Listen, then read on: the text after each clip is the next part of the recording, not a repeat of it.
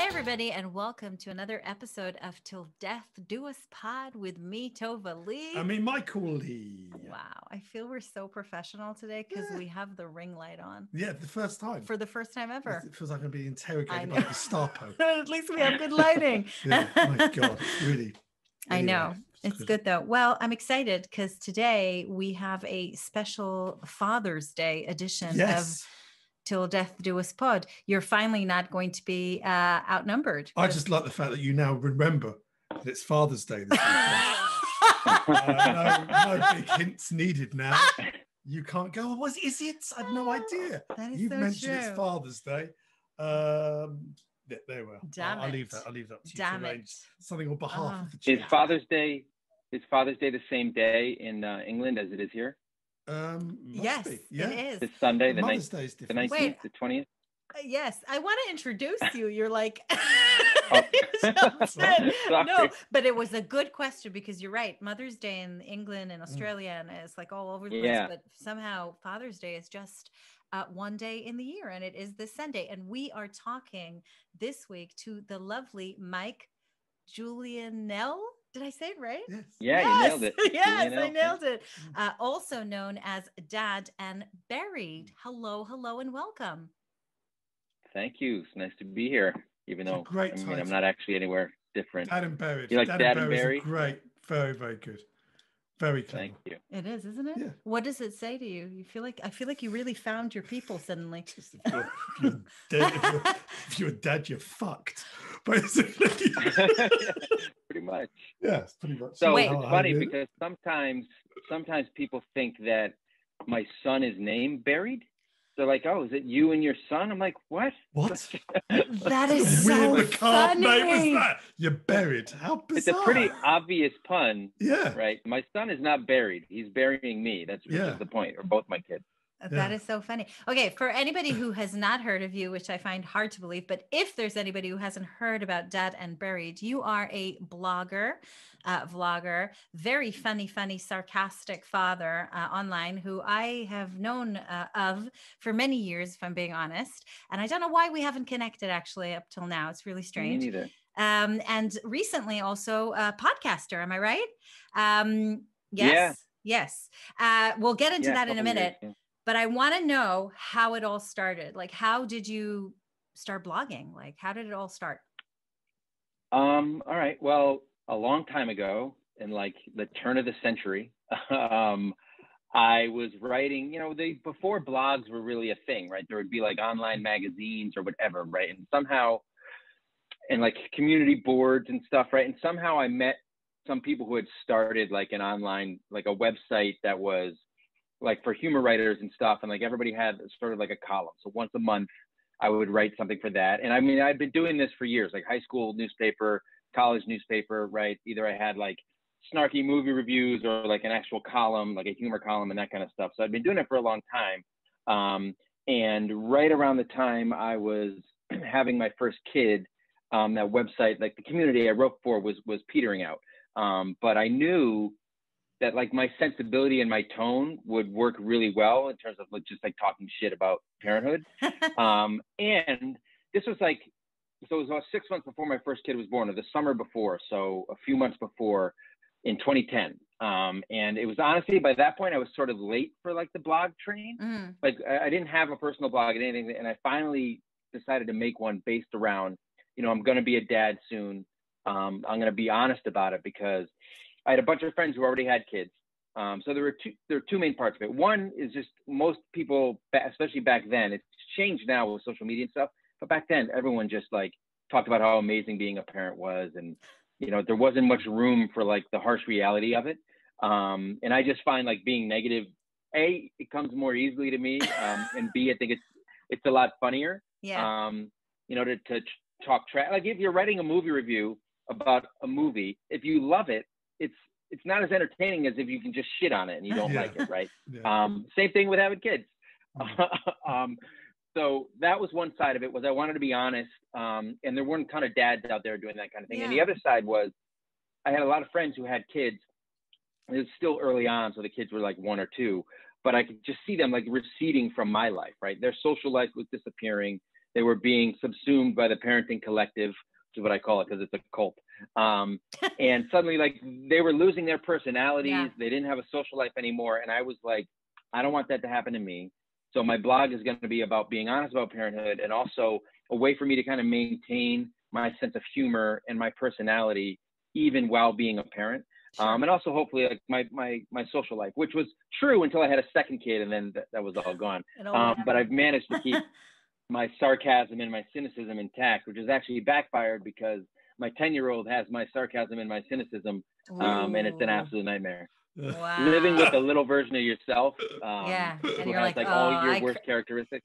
I created that. Oh my Yeah. God. Wait, okay. So you have like some amazing, really funny, very sarcastic memes. And actually we'll get into all of that, but I forgot our big icebreaker, which is like our favorite part of the show.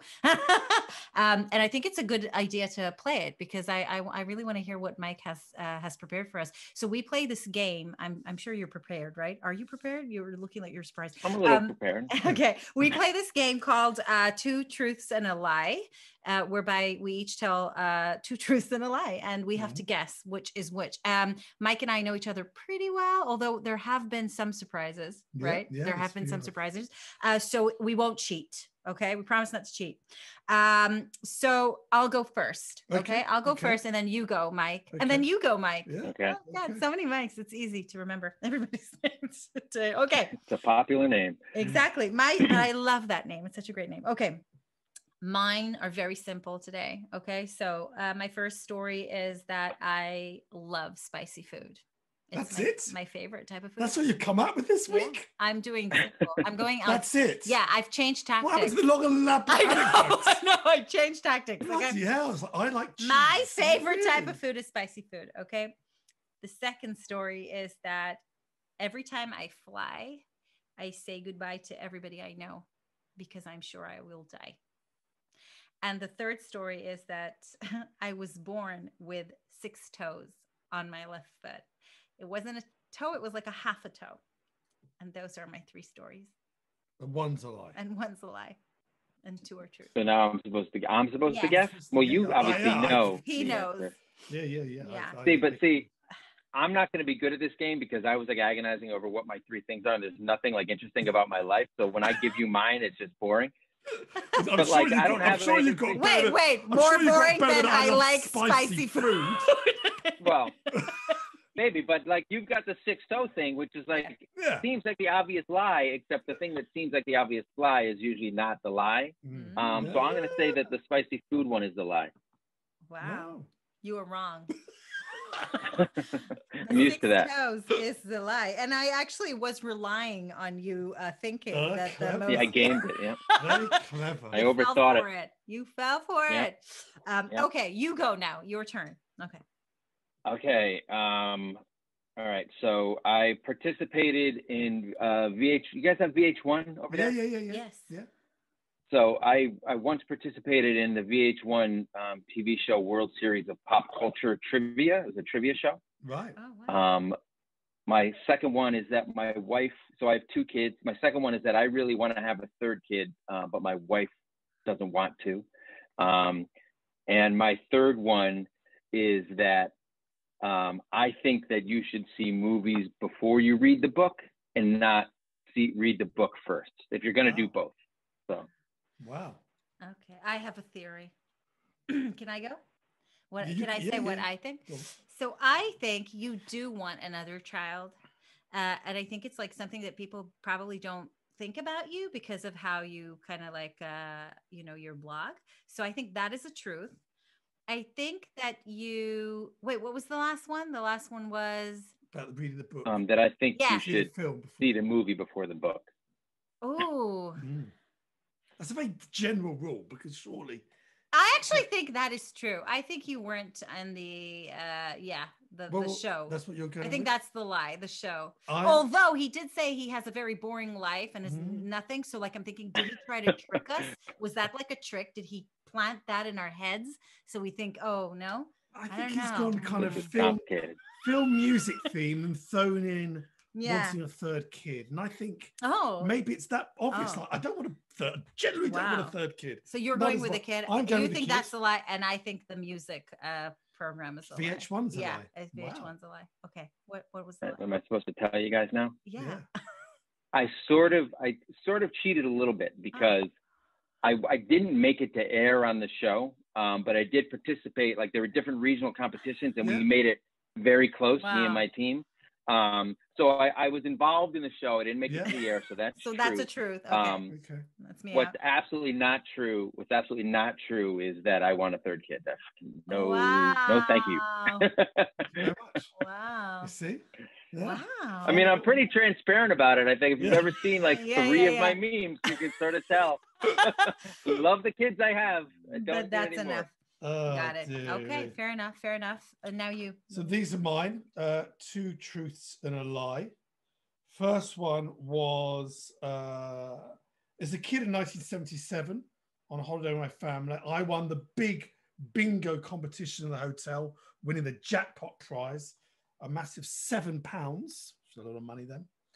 Also on the same holiday, I entered and won the effectively what one would call, I can't remember the actual name of the competition now, but the Tiny Tots talent competition in the hotel, while I sang a rendition of Little Jimmy Osmond's "I'm a Long-Haired Lover from Liverpool."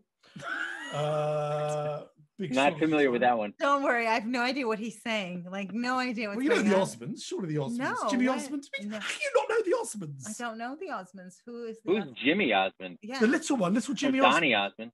Donny.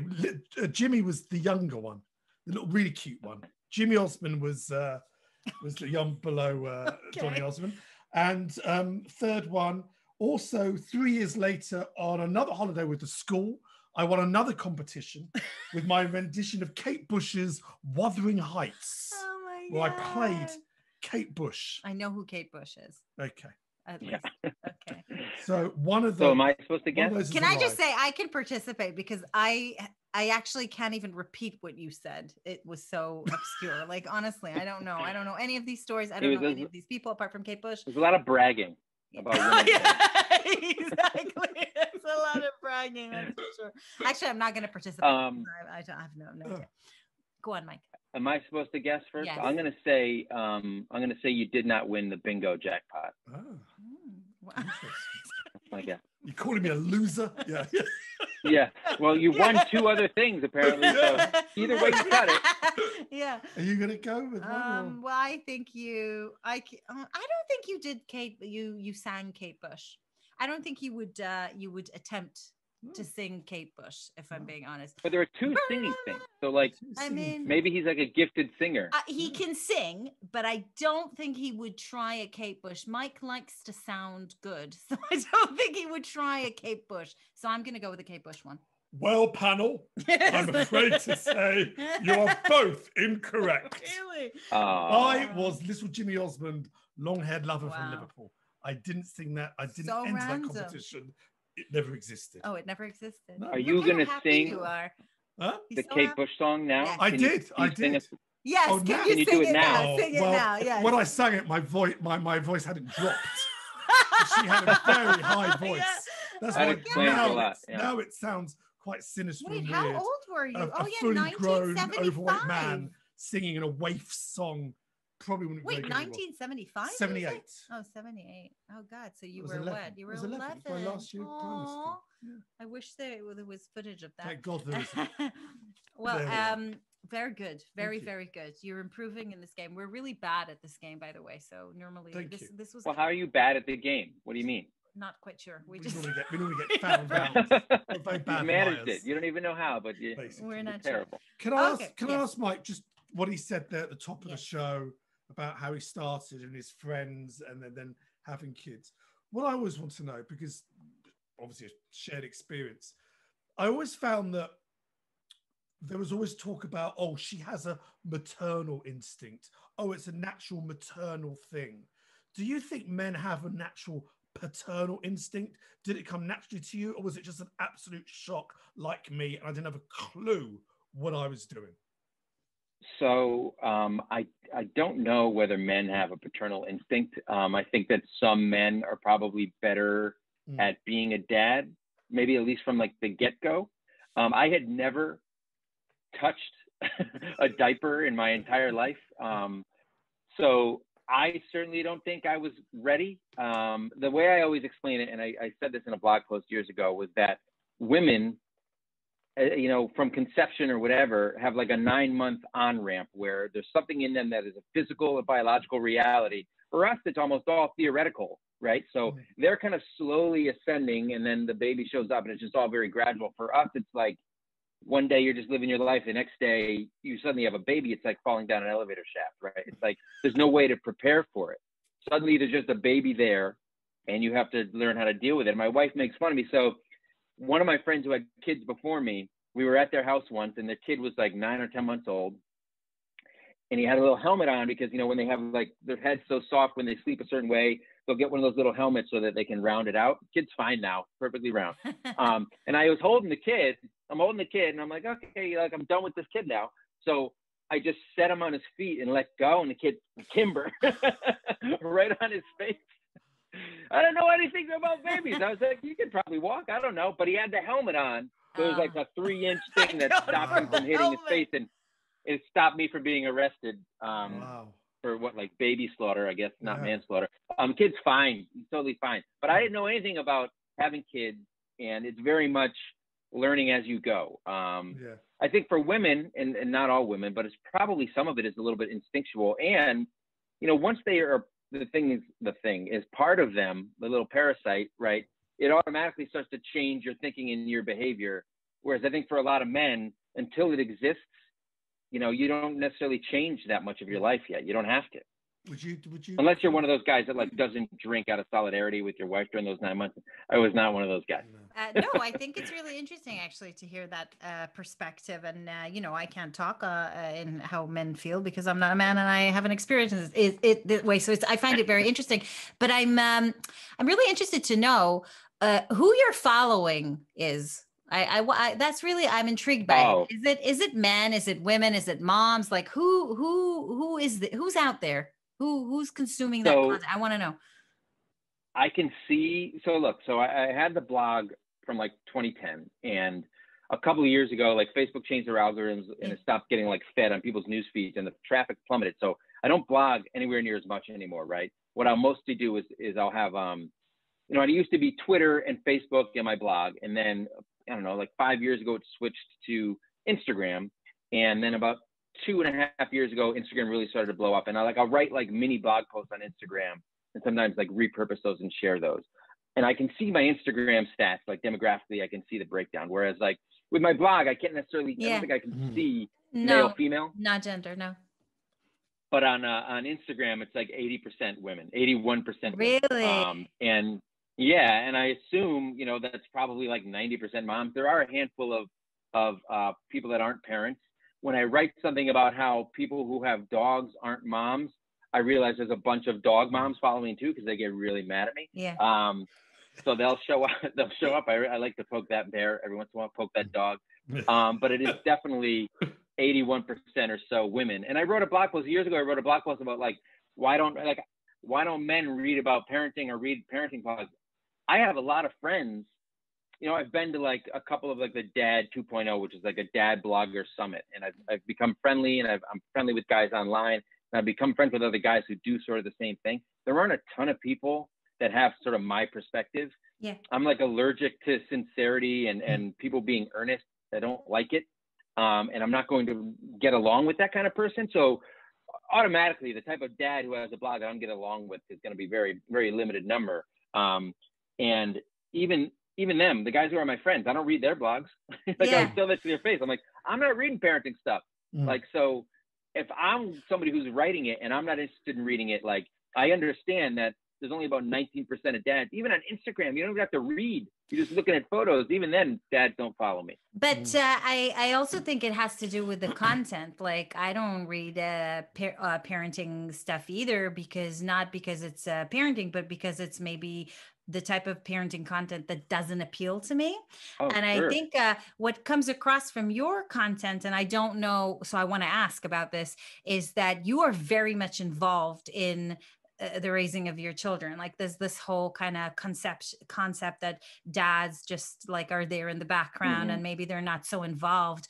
This isn't our reality at all. So like that, you know, if Mike will have a proper rant about the kids, it's because he spent the whole day with them trying to homeschool and he wants to kill everyone, you know, and it's coming from that sort of place that he is 100% in the thick of it. And that's not the reality for a lot of couples, because still traditionally it's more women who take that role. So I can totally understand why women find your content, just generally speaking, more appealing, because it resonates with their day-to-day life and their feeling. So now I want to ask, what is that really the reality in your family? Are you guys how do you what's your childcare kind of thing in your house? So here's something that's funny. I don't even have kids. It's all made up. Yes.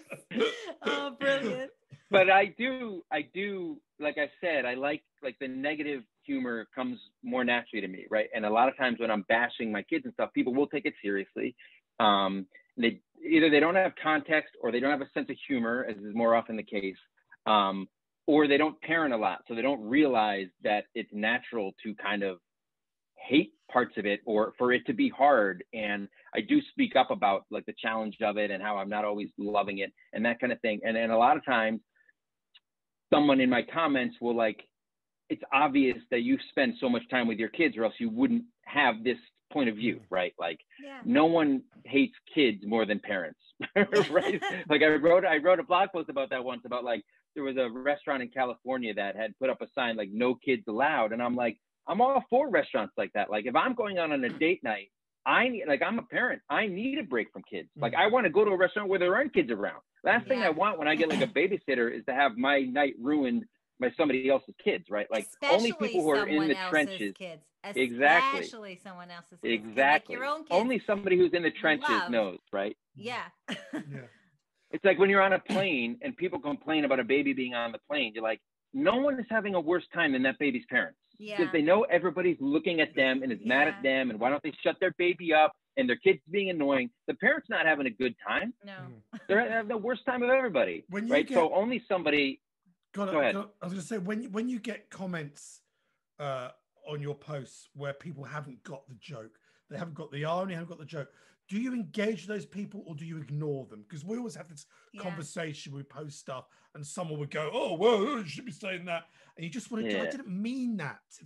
Or do you go, no, I will not engage. There's no point. I love it. Because some of my my general rule is, if I have a good comeback, I'll engage. Right. Fair enough. If I don't, what's funny is, I have enough followers now who do get me that they will engage with that person, and I don't have to do anything, right? They're like my little army.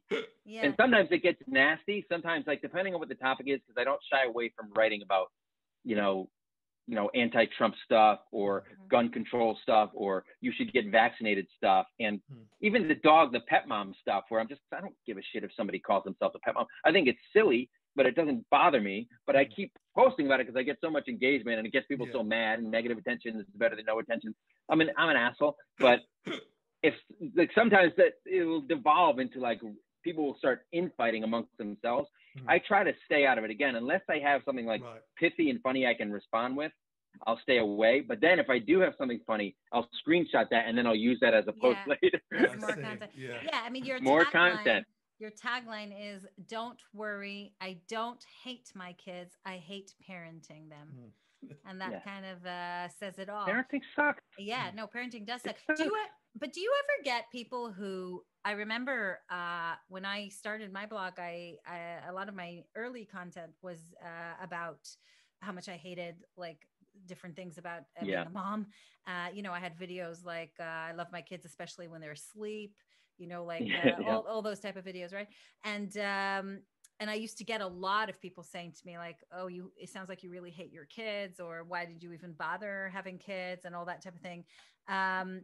And I remember doing my video, I Lose My Shit, whereby I basically listed all the things that made me lose my shit. And there's so many, I could probably make a whole series out of that, just that idea. But I used to get, I sometimes would get messages from people who who I thought, ooh, that's something I wouldn't do. And I'm hoping like I'm not putting content out there that's like allowing some sort of child abuse or some sort of, does that ever cross your mind? How do you know where to put it, like draw the line of like saying, hey, it has happened occasionally where like somebody like piggybacks on what you're doing and it's like thinks it justifies some actually like fucked up shit that they do, and you feel a little gross about it. I don't know. Look, I mean, like any creator, you know, like Quentin Tarantino gets criticized for there being the violence in his movies. Does that propagate violence, whatever? I don't know. I try to every once in a while, you know, pull back the mask. Like most of my stuff, 98% of it is in character, right? And then every once in a while, I will write something like, you know, obviously I'm just fucking around or whatever, so maybe people know. Inevitably, when I do that, people get mad at me for apologizing or for explaining. I don't apologize. But a lot of times, again, like the same thing with like taking screenshots of like stuff that trolls say or whatever. Like it's not always easy to fill your feeds. Every once in a while, like an apology or some kind of explanation is just another post I can have if I'm running out of stuff. So like, it's pretty gross. But a lot of the stuff that I do is just like I need something else to post, whether I believe it or not. I won't post like really disgusting things. I'm not going to like post a lie just to get followers and stuff, but I will, for joke wise, I will make jokes, but it's tough to feel responsible for somebody who so grossly misinterprets something that you say or do. I don't block people, but what I will do is mute them or restrict them on Instagram. That way, if I write something controversial and they come back, they don't realize that they're just like screaming into the wind and no one can hear them. I find that really enjoyable. I can see what they say a lot, but they just don't realize they've been neutered and they're just doing what they do. Oh, really? Is that what that feature does? So they still think that's what restrict does. Oh my God. Like, so you can even still see them. It's grayed out, like in the comments. If they comment, you can see, you can look at it and see what it says. They're like completely fine, but they're Yeah. Oh as my far as they God. know, they might. I know what I'm doing tonight. They might figure it out because no one responds to them. So a lot of times in these long comment conversations where somebody's arguing about like, you know, Trump or Biden or whatever, they'll be in the middle of something and they'll say something so gross, I'll mute them, and then no one's responding to them. They might figure it out if suddenly like they were in the middle of a long argument and nobody's responding back. But a lot of these people who block you or who say they're going to unfollow you, I suspect that like 2 months later, if they see like one of your feeds that gets shared to them, they'll just follow you again anyway. People just like to say that they're unfollowing you for whatever reason. And I don't care if my stuff pisses people off.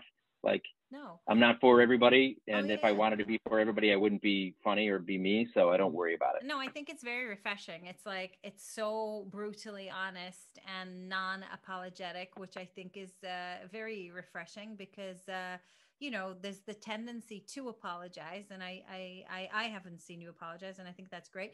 I'm wondering, I get asked this, so I'm asking you as well. I don't know if I like this question or not when I get asked it. So maybe it's an annoying question, but I'm going to ask you anyway. Because you said your eldest is 10. Is that right? Was it 10? 10. Yeah. So do they see your posts? Do they have an opinion about what you do? Do you explain to them that it's comedy taken to a slight extreme? Like, do they understand the concept of what you do? I get this question a lot, usually from somebody like wringing their hands over the fact that like my kids are going to be traumatized. My first defense is usually, you know, they grow up with me and they know my sense of humor for the most part. They don't necessarily know that I like talk shit about them nonstop, but they know I love them, right? Like just our daily interactions, they know that, which I think kind of trumps everything. My 10-year-old does not have a phone. He's not really on social media aside from like, you know, Percy Jackson memes that he finds sometimes and stuff. So he's getting to the point where I will, I think, just have to reassure him just in case. My youngest, my 5-year-old, I'm not really worried about it. But again, like, so I used to, as I said earlier, like the Dad and Buried is like a character, right? Yeah. But my wife is constantly complaining that like the line between Mike and Dad and Buried is pretty much has been eroded, which may or may not be true. It probably is. So like my kids are getting pretty much the same thing. So a lot of times I'll write like a meme where like in the meme, like, you know, my wife or I will like swear at the kids and say like, shut the fuck up or something. I don't say that to my kids, right? That's just for the joke, right? And people will be like, oh my God, if you swear at your kids, you shouldn't have them. Like, I swear sometimes in front of my kids, and sometimes I swear about my kids, like, to my wife, but I'm never like saying, shut the fuck up, or calling my kids a piece of shit to their faces or anything. But I'm not afraid to do that for like a joke or for something entertaining, even though, you know, if it's really vicious, I'll certainly get a lot of comments and people will be bothered by it. But once you have the context of, if you've been on my feed for a while or anything, you most people get it, right? But so, like, it's the same for my kids. They have the context of who I am and all of it, which includes me like loving them and also being annoyed with them, and also like being a sarcastic jerk, you know, whether to them or to my wife, you know, which not everybody loves all the time.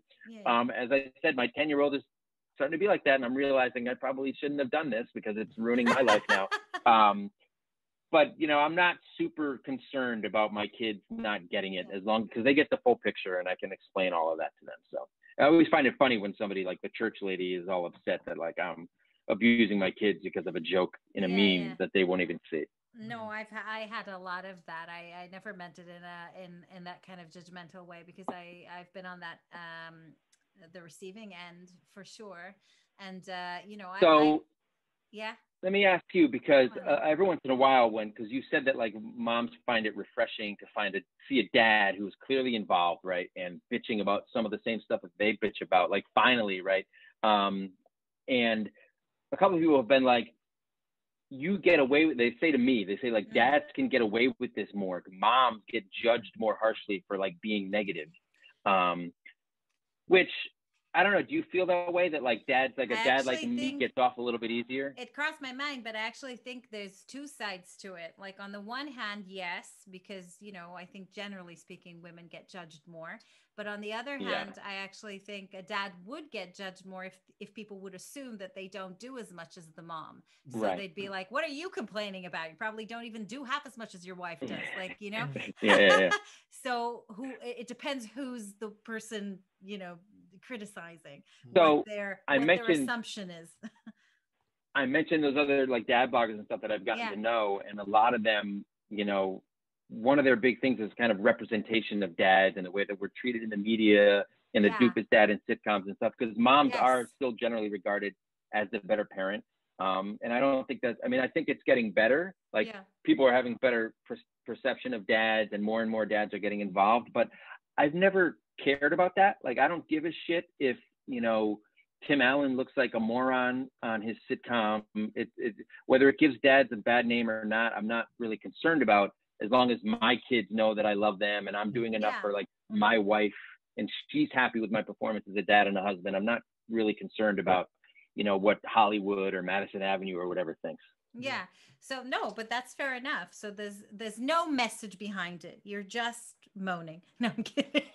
Yeah. Pretty much. Basically. A good time.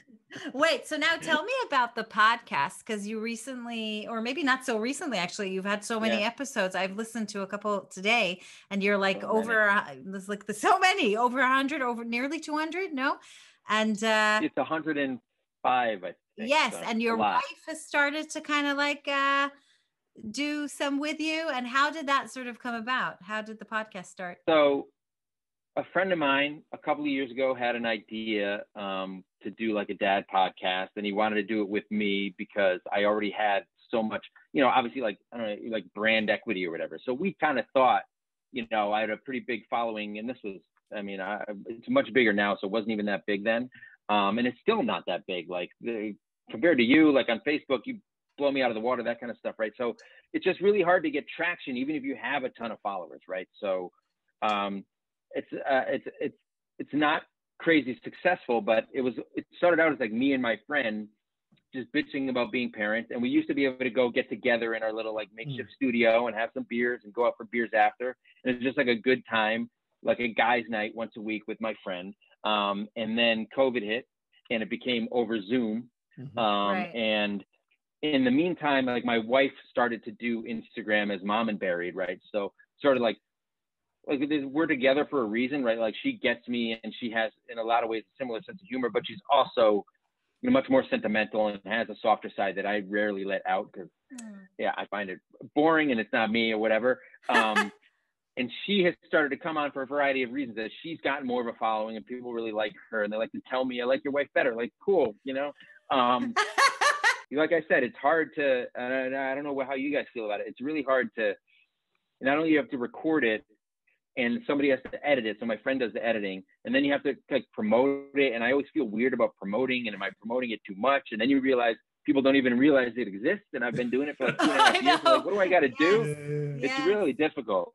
Yeah, it's the But goddamn it's algorithm that we just don't know how to crack. And you sort of you go, oh, I haven't seen you in ages. And you're like, really? I post like 4 times a week, you know, completely original content, like have done for 5 years. I know. It's bizarre. I hate that when you hear that, because like I get worried, like I don't want to turn people off by like too much self-promotion. And then you find out that like 75% of your followers don't even know you have a podcast. You're like, what? You have to be shameless. Like, honestly, you have to be shameless. So what's next? Because I feel like there needs to be a book, right? Is there a book coming? What's next? Well, so I have, here's my thing. So I have a full-time day job, and I do Wait, what's your day job? What's your day job? I'm like a marketing social media writer for a big corporation that I'm not going to name. It's nothing flashy. It's nothing like it. No lay person sees this. It's like very industry focused. So you do everything that you do online, and you have a full-time job. Wow. Well, this is why I don't have a book, right? And you have 2 children. Yeah.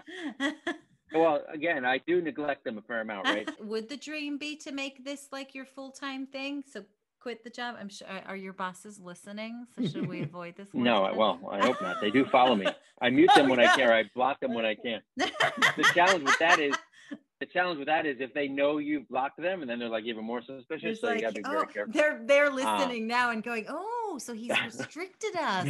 That's what it is. No one's commenting on this. My boss. Yeah, exactly. Right. No, I've been lucky to have really cool bosses and work at places that understand that people have hobbies and work-life balance and that kind of stuff. So as long as I get my job done, that's great. And one of my bosses actually used to do a similar thing as like a mommy blogger and stuff. So she totally gets it. But yeah, look, I mean, it's a lot easier for me to sit down and like rant about my life than it is to, read a creative brief and come up with some terminology for, an article about something that, no matter how passionate I am about my day job, it's not the same as like just writing jokes about my life, right? It comes more easily. So if I were to somehow make this my full-time job, that would be great, right? Yeah. Like the dream is somebody gets me a book deal, I get the book deal, they turn it into a TV show. I can totally see a book. Dad and Buried, the Dad and Buried book, right? No, I'll tell you, I have a couple of I have 2 good ideas for books. And I've started writing both of them, and they're both like halfway through, not even, right? Just because you run out of time or you run out of motivation or I was like 2 weeks ago, I'm like, I got a second win. I'm going to start this one again. And I did some, and I'm like, great, I'll do it again tomorrow. It's 2 weeks. I haven't touched it again. And then your kid comes in and asks for something, and you're like, ugh. Exactly. Yes, I know. It's tough. The balance. They really do. They do. Ruin everything. Everything. I mean, of course, I wouldn't have any book ideas if I didn't have kids. That's true. That is true. You would have not one single funny meme. So say thank you. We have, by the way, 3 children, so we have it harder than you. Plus, we have twins, so we win. Okay. Oh no, you do win. We win. And actually, our twins turned 8 recently, and we had a birthday party for them in the garden, and there was about 20-something children. And I turned around to Mike at some point in the kitchen, and I just said, I hate children. I hate them, physically hate them. Not my own children, just children. Yeah, of course. They are awful, vile little people. I have a meme I made once that says, nothing makes you hate kids like other people's kids. Oh yeah, that's a good one. That is so true. And actually, I have to say that because you don't love them.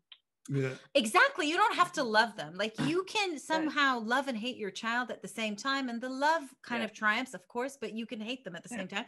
But other children, you just don't have the love. It's just the hate, And I was actually really inspired after the party to write a whole rant about it, like about kids other people's kids at your kid's birthday party, you know, asking you for pizza, and you're like, go sit down, I'll bring the pizza over. And they're like, I want pizza. And you're like, oh, I said, sit down, just sit down, you know, and you can't shout at other people's children. No, that is the problem. That's problematic. You cannot shout, you know? So then you start talking like this, sweetie, sit down, you know, like really high pitch.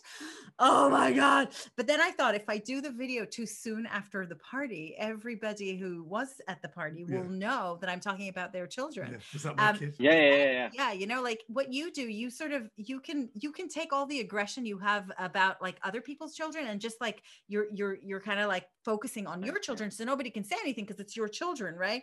I feel like I have rage about other people's children.